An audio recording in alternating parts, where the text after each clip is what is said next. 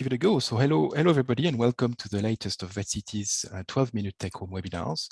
It's a great pleasure to see you and to see so many people again here. Just a few announcements before we start. VetCity recently launched a new app and teleconsulting service, and through the app, vets get instant access to a team of friendly specialists offering support and advice for their clinical case. So you can choose to communicate with a team of specialists with instant callback, text chat. You can book an appointment at a time that suits you or ask for a written report. It's truly like having a specialist on speed dial.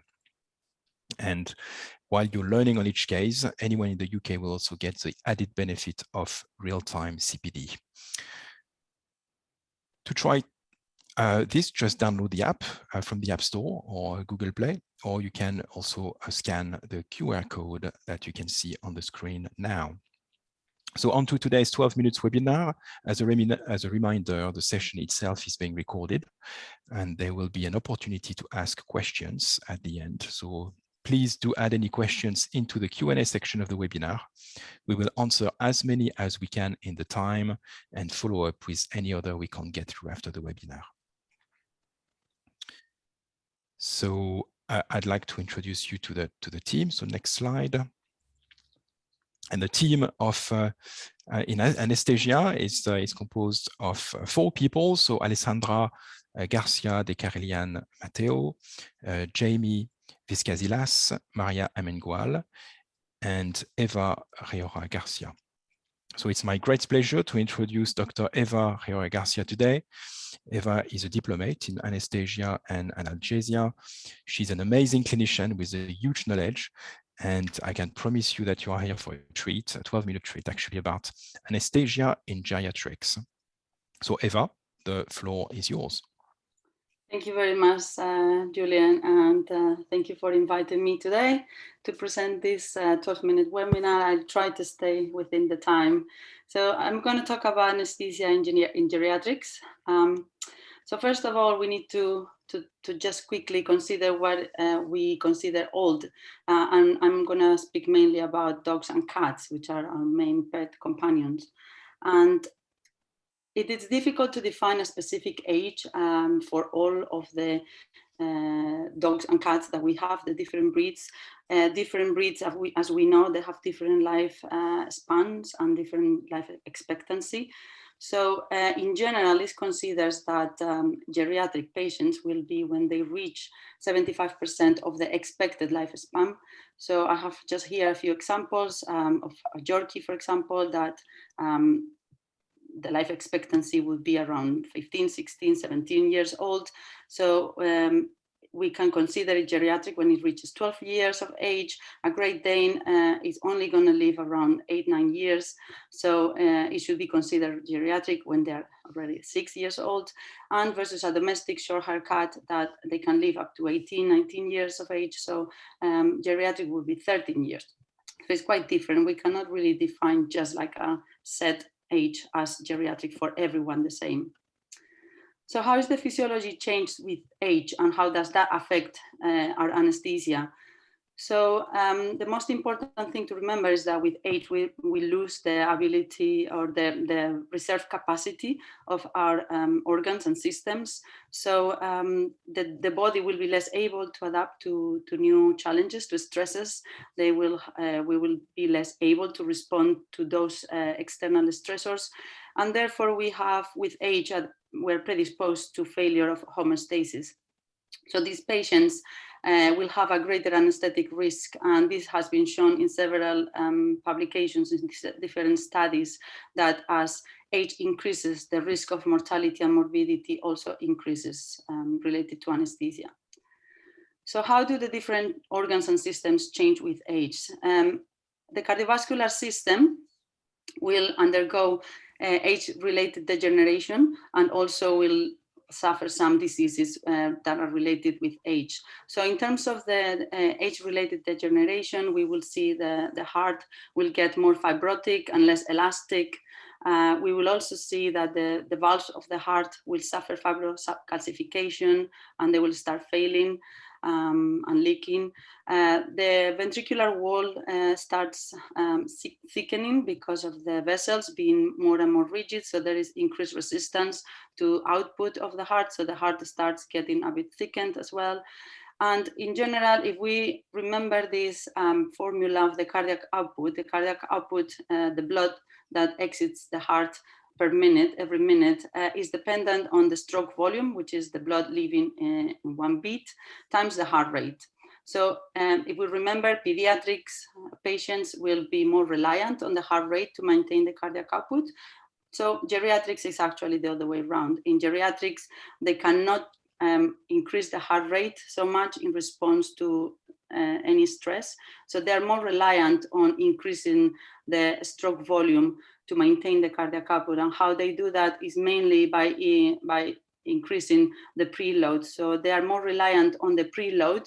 So the blood that actually returns to the heart to actually maintain that cardiac output. So they will be less tolerant to volume depletion. In regards to the respiratory system, they will have reduced intercostal and diaphragmatic muscle mass because they lose just muscle tone everywhere in the body, so including the chest. So they have less ventilatory volumes. The tidal volume is reduced. They also have the lung itself. It's also more fibrotic and it loses elasticity. So this will be translated into a greater ratio of residual volume and functional residual capacity to a total lung capacity. And this in turn is translated into increased closing volumes. So this means that they will be more predisposed to air trapping, and also they will have reduced efficiency of gas exchange. And this translates into, especially under GA, under general anesthesia, they will be more prone to hypoventilation and hypoxemia. The nervous system also will undergo changes, as we know. Functional neurons will be lost, so the brain size is reduced, and as a consequence, there will be an increase in cerebrospinal fluid to maintain the intracranial pressure. There is also going to be neurotransmitter depletion and reduced receptor affinity for neurotransmitters, which is translated into reduced requirements for anesthetic agents. So we have to be careful with doses and use lower end of the ranges. In terms of the kidneys also lose with age functional nephrons, and it has been shown in humans that up to 50% of the functional nephrons and cortical kidney mass mainly is lost in geriatric patients. So the kidneys will be less able to excrete our anesthetic drugs and the metabolites.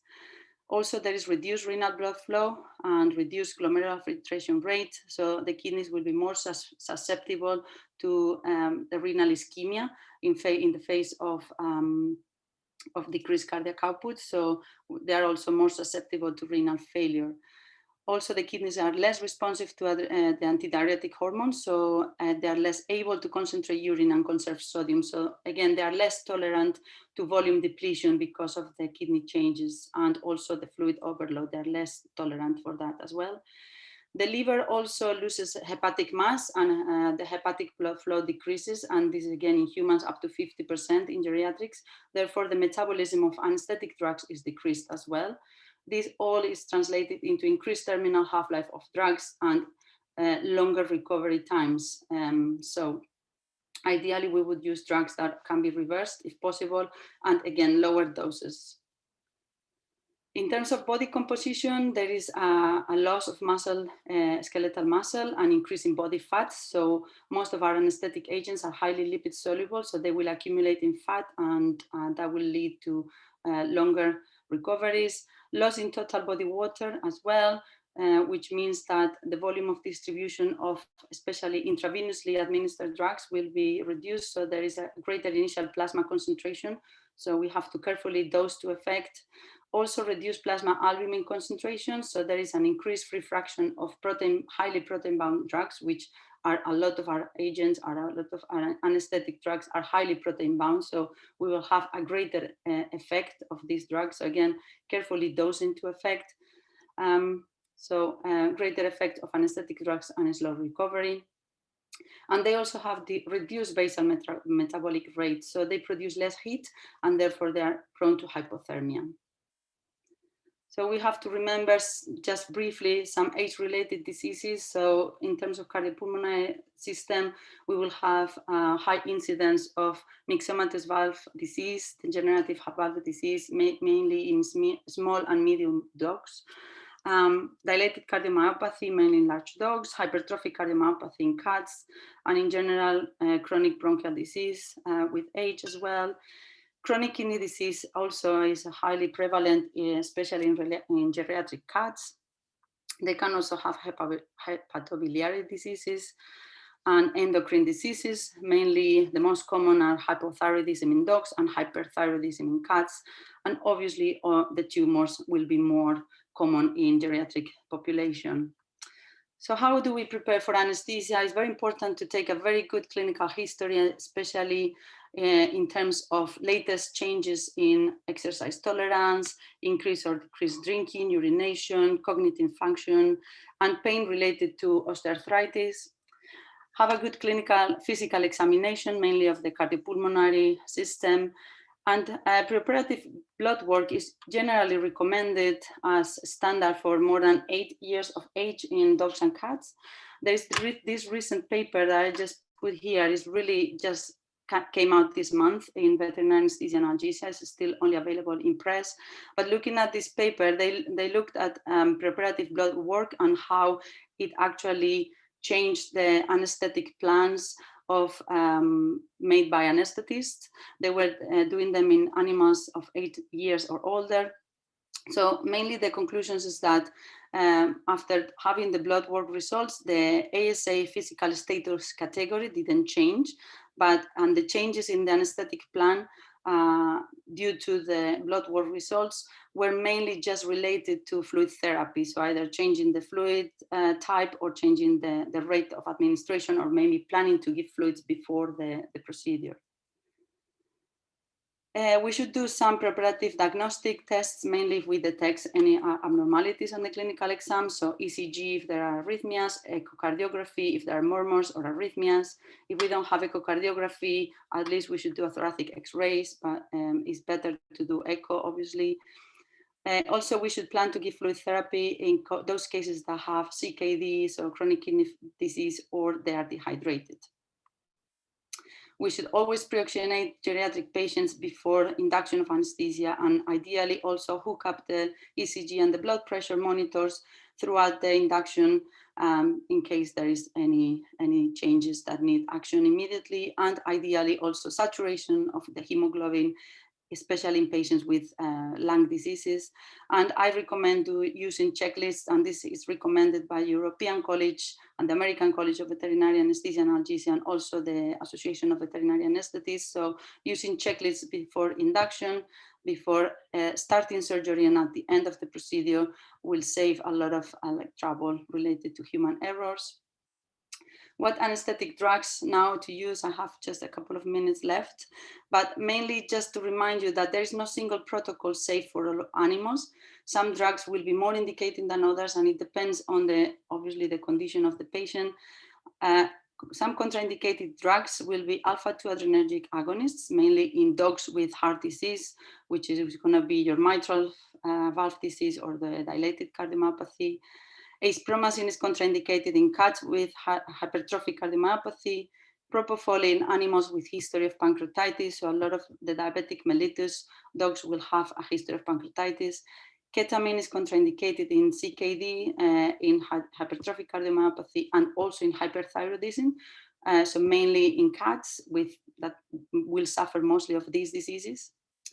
Drugs that can be used but carefully and low doses will be alpha-2 adrenergic agonists. Again, remember that they decrease the cardiac output and the blood flow to a lot of the organs. The good thing is that they can be reversed. So in animals that don't have any cardiovascular abnormality, even though they're geriatric, we can use them maybe, but at lower doses, because they are, again, more sensitive to the effects of drugs, and they can be reversed. In case of any trouble, you can always reverse them, which is a good thing.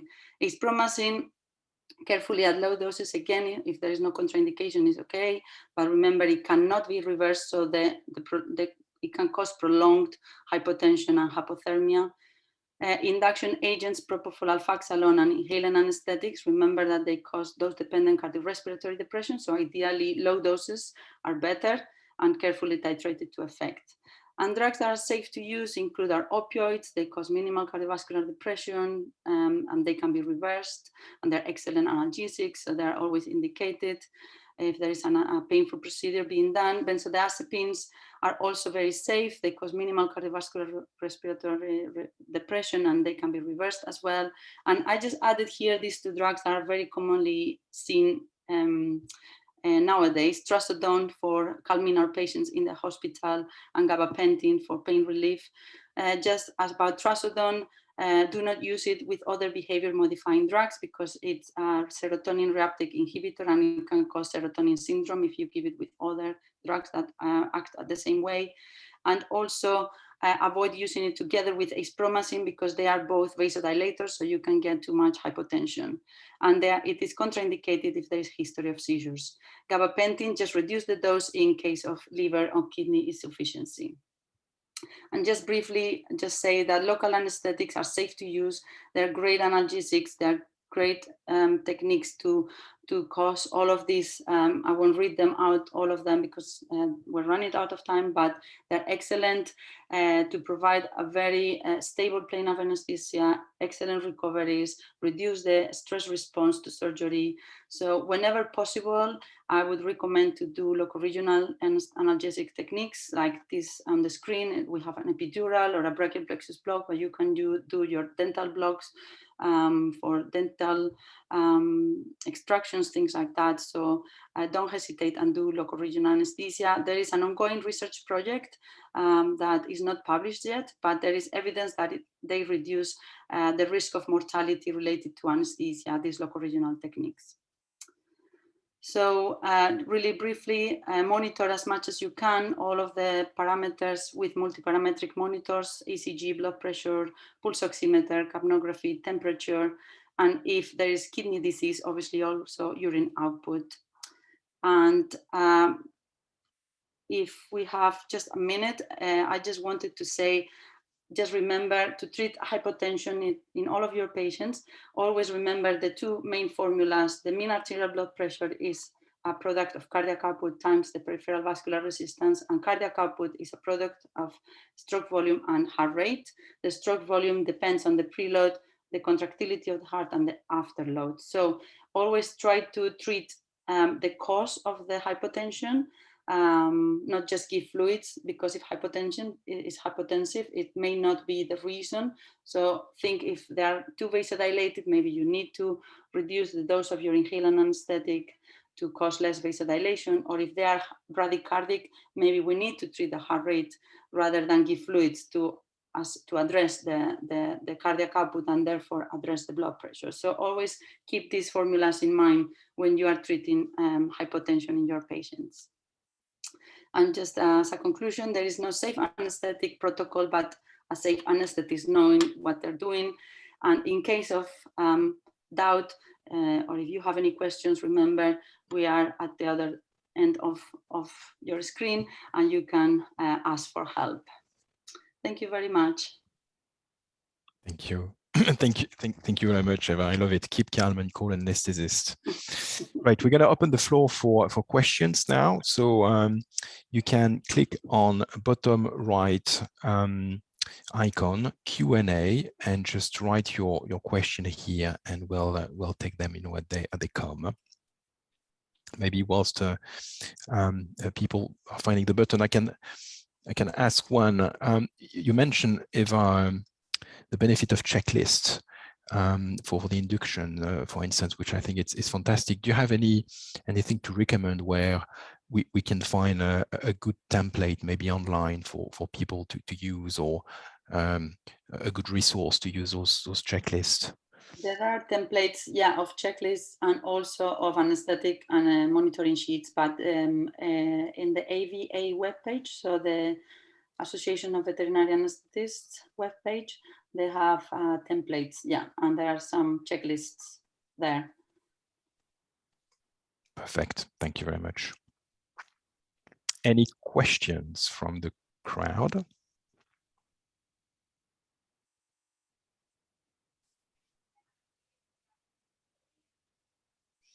I think you have been extremely clear.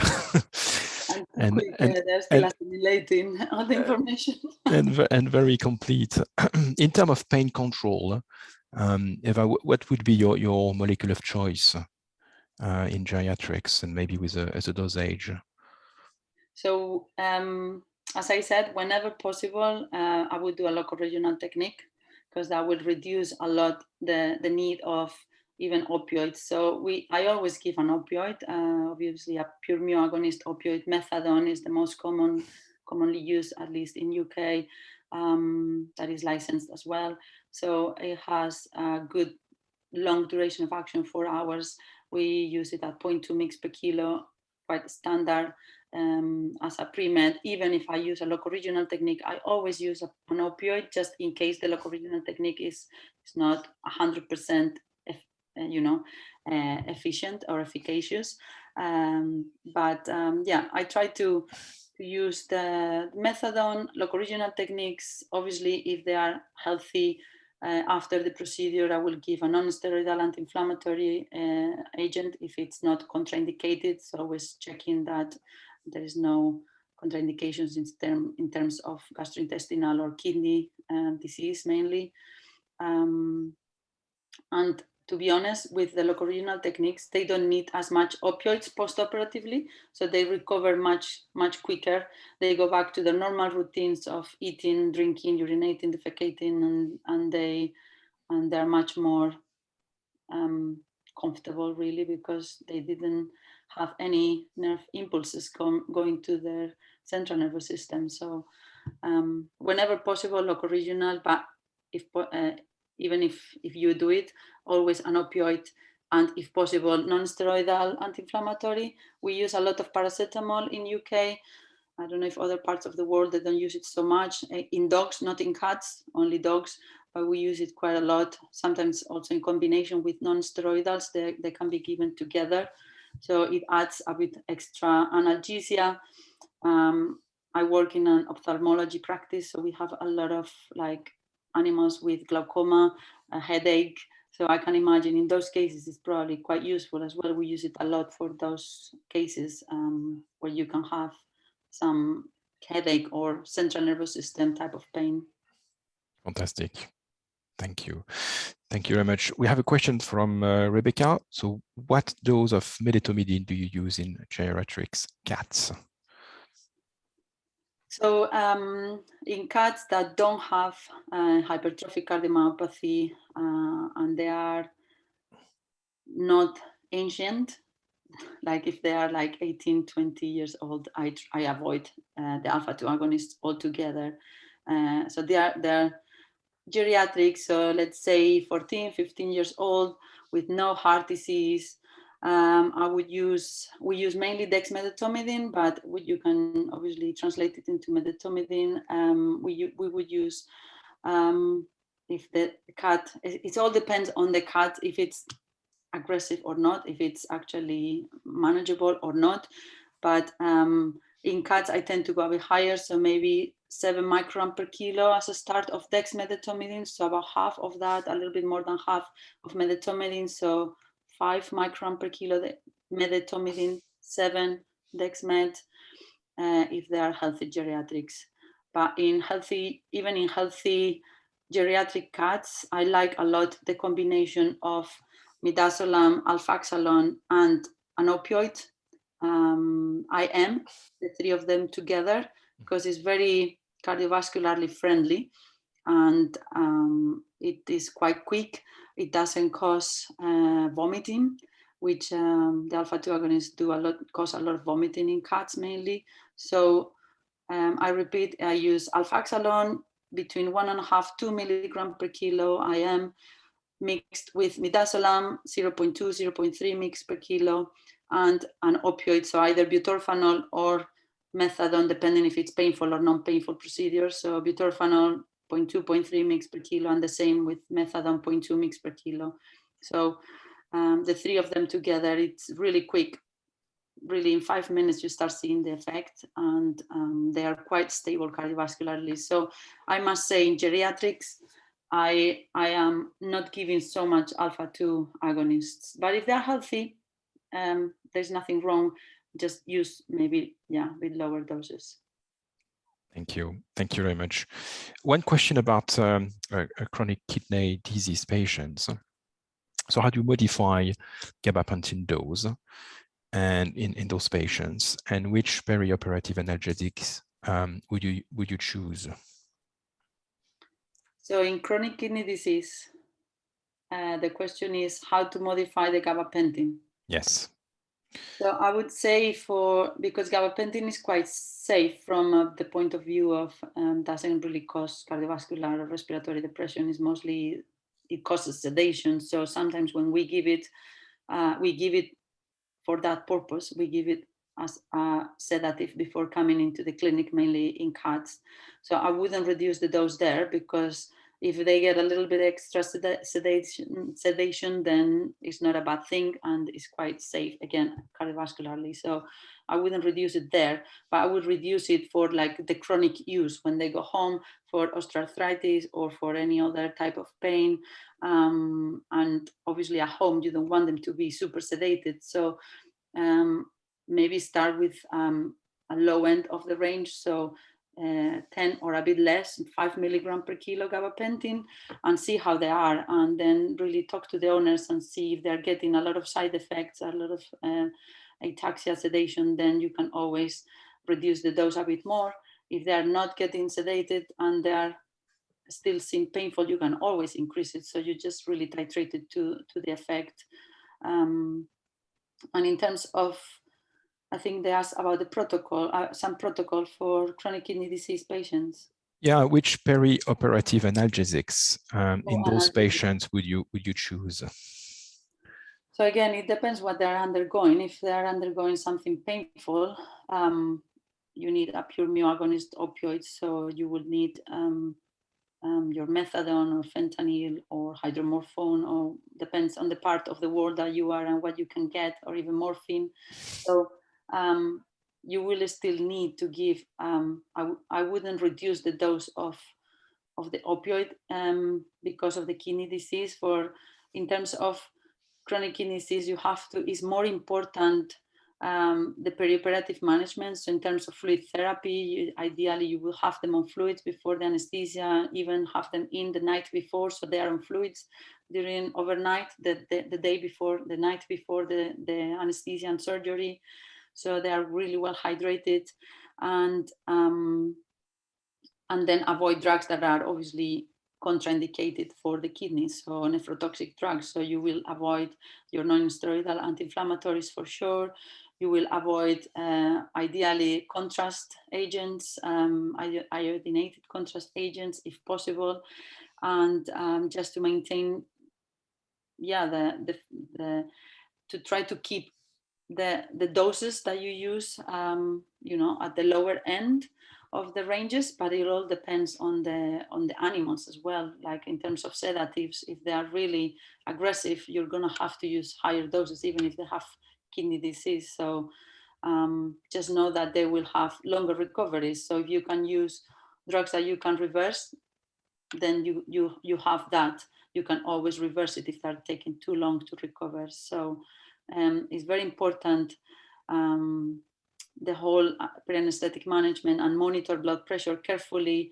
In chronic kidney disease, we know that they can have hypertension chronically. So if you can check the blood pressure before they're anesthetized, we know what the normal blood pressure is for those patients. So we need to always maintain the blood pressure also intraoperatively a bit higher than normal in those cases, because the autoregulation of the kidneys is the regulatory curve of the kidneys is shifted. You need to maintain a higher blood pressure to avoid any decrease in renal blood flow, really. So it's a whole other talk there. Absolutely. Yeah. Thank you very much for spending so much time to answering that. I think we'll take a last question about local anesthesia. What do you like to add to your local to prolong the action? Dexmed, buprenorphine, etc. ? If I have to add something, I would add dexmedetomidine for certain blocks, for orthopedic blocks, because it prolongs. But having said that, I don't tend to use it so much. I use just the long-acting local anesthetics. So bupivacaine, ropivacaine, they will give a good 6 hours, and the residual effect will be there because they haven't had any noxious stimuli going to the central nervous system. So you have a lot of the cases that don't even need any opioid past that point when the local block, in theory, has worn off, because they didn't have any sensitization of the spinal cord. But if you want to, you can do Dexmed. I don't remember now on top of my head the dose, so I will have to check that. But it can prolong it many hours. Some surgeons sometimes freak out a bit if it's too long, because they go and assess their patients and they're still paralyzed, and that's why I don't use it so much, just because I don't want to worry the surgeons. But I know that there are other colleagues out there that are diplomats, that are specialists, and they use it routinely. So it's the most common is Dexmed nowadays. That's excellent. Thank you very much, Eva. Well, I think naturally the webinar is coming to a close, so I just wanted to thank everybody for attending, and to thank Eva. That was absolutely amazing. Thanks for sharing all those clinical tips of yours. I hope that you find the session useful, everybody. Please do keep please do keep an eye on for future session. The next week's webinar is on Wednesday, 18th of August, 12:30 BST, with Dr. Sofia Carvalho on oncology. There is a mass in the heart. Can I do anything? Question mark. And please do register ahead. The recording of this webinar will be available on our website and YouTube very shortly. Finally, don't forget to download the app and gain quick access to VetCity team of specialists. We'll leave for you the screen up for a few seconds, and you can scan the QR code. If you have any question, you can reach us on sales@vet-city.com. Thank you, and we look forward to seeing you all again next time. Bye-bye. Bye, thank you.